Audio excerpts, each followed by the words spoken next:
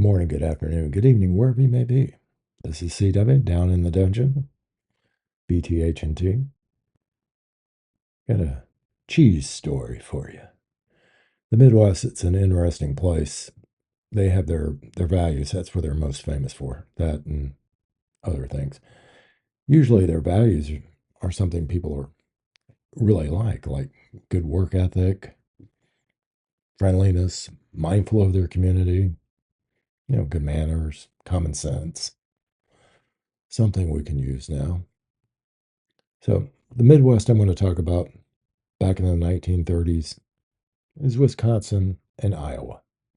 Cheese and corn. I know what you're thinking.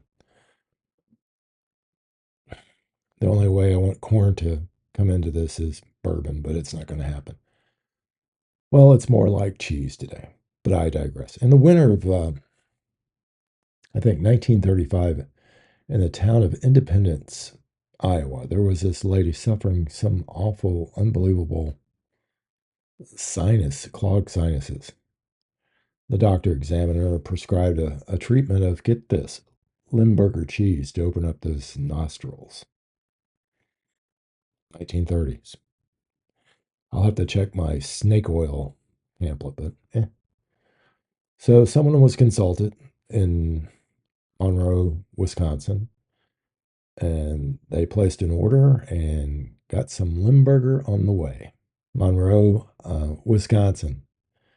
In 1845, a bunch of Swiss cheesemakers came over, and the area was pretty much in a recession at that time. And thankfully to the Swiss there, who made excellent cheese, they brought the community out of the recession with their product. So now this is the 1930s.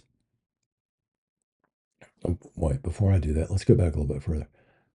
Limburg, the little duchy of Limburg, it's just a little corner of the Holy Roman Empire, like where Holland, Germany, and Belgium all come together. And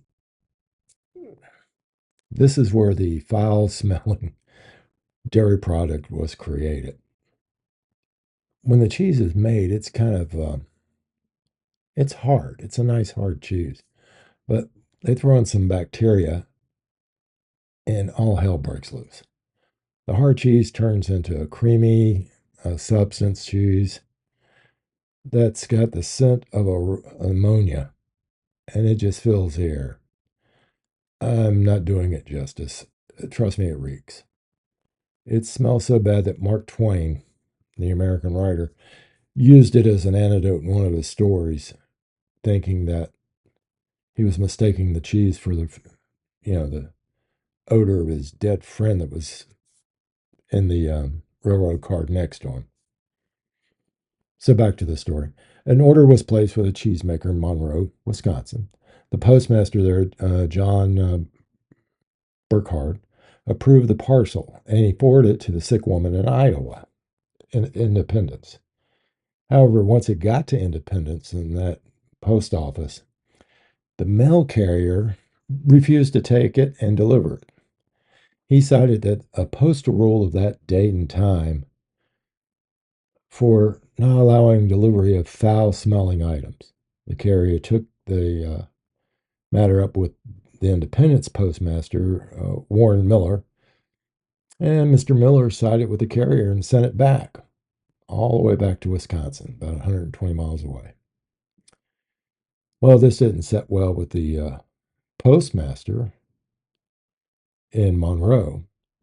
Cheese, soft or hard, it was the backbone of the dairy state, and you're practically insulting the entire state of Wisconsin, along with people's families and ancestors who came over here and make this stuff. So John Bolkhard thought it an insult, and he purposely rewrapped the parcel and then sent it back to Iowa.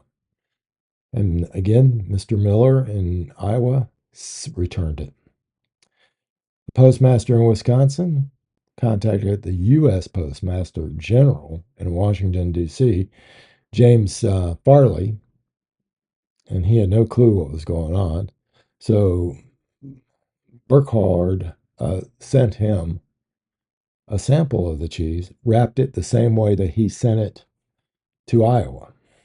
Now, the postmaster, the U.S. postmaster, he agreed, yeah, this stuff stinks. It's terrible, but it's not hazardous, and it should be delivered without waste or without haste. But again, the Iowa postmaster refused to deliver it. According to the reports, now the press got involved, and they needed something lighthearted to balance out, the depression, the dictators in Europe, the Japanese running all over China. They needed a change of pace as far as kind of like soft news. So the lines were drawn in the world, and they were no different in Wisconsin and Iowa. And the Battle of, let's see, Dubuque was on. Since the latest refusal from Iowa to complete the parcel delivery, John Bolcard challenged his counterpart, Warren Miller, to a duel or a smell off, a cheese sniffing contest. If Miller could sit at a table with Limburger on it and not puke, not lose his cookies, not be repulsed in any way, he would have to allow the cheese through and not speak ill of the cheese or Wisconsin again. Warren Miller accepted. So on March 8, 1935, the battle lines in Dubuque, Iowa, were at the Julian Hotel. Both postmasters came to the hotel, and they didn't come alone. Both brought parties with them.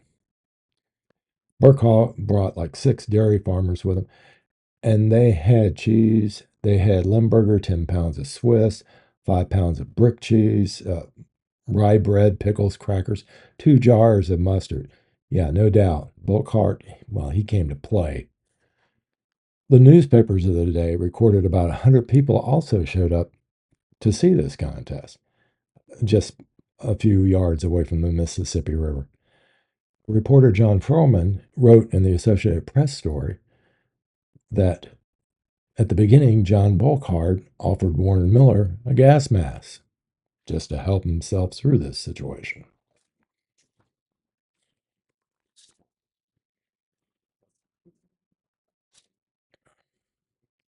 As the two made their way to the table, though, they were greeted by yet a third postal employee, Tony Sharp. He was the Dubuque post office master, and he was to serve as a referee. As the cheese was brought out and the contest began, somewhere during this time, Miller made a confession. He confessed that he had lost his sense of smell about 10 years prior. Well, you can't smell it, you can't hate it. So Burkhardt was declared the winner of this little duel, and Wisconsin cheese could now flow through Iowa on the backs of the bags of employees of the Postal Service. That's another thing. Over 30 newspapers, they ran the story, and you'd think it would end there, but it didn't, because there's a follow-up to this maybe later. The Battle of Beaver Dam, directly related with Limburger and beer and smoked fish. Hey, that's great that's the way postal employees play instead of loading up firearms and such. You have a whole new meaning of postal. Well, Limburger had saved the day, and basically they saved the parade. They lost their cheese day in Monroe because of the Great Depression in the 30s, and in October of that year, they had cheese day and parade, and it came back to Monroe, Wisconsin. Over 50,000 cheese-loving fans showed up on the street. Warren Miller, he attended as well. In fact, he was given a seat of honor next to his friend, John Burkhardt. Now the cheese days are on even years. Hope to see you at the next one, September 18th through the 20th, 2026. That's what we really do on this channel. Strange little things. I thought it was strange. I can't stand the smell of Limburger. The beer is good though. Still might go to the cheese days. Well, that's it. That's history. It's all in the past. Hope you enjoyed it. If you do like this stuff, go ahead and give it a thumbs up or make a comment. Um, Still trying to get to 100 subscribers by the end of the year. But I hope you enjoy that story. And that's kind of what we do. So I'll see you next time.